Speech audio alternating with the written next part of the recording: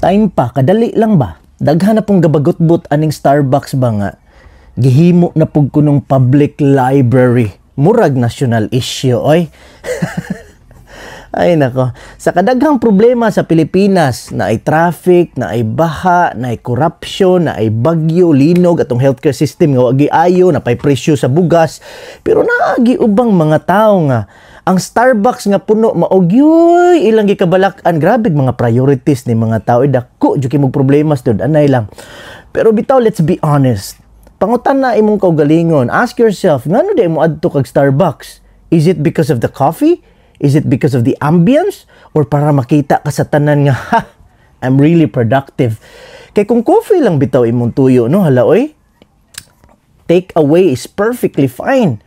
Or pwede ramang ka mag 3-in-1, enough naman na siya. It's the same caffeine, it's cheaper, mas makasave pa ka. Ang wala lang kay ambience niya, ikaw ba ang main character, di ba? pero bitaw kung lugar na imong gipangita ba, it's normal. Starbucks is literally designed for people to sit, to study, to chill, to cry, to pretend they're busy, to browse TikTok, or even to overthink their life's decision. Why problema, ana? Unsa may issue, ana, kung naay magtuon dito?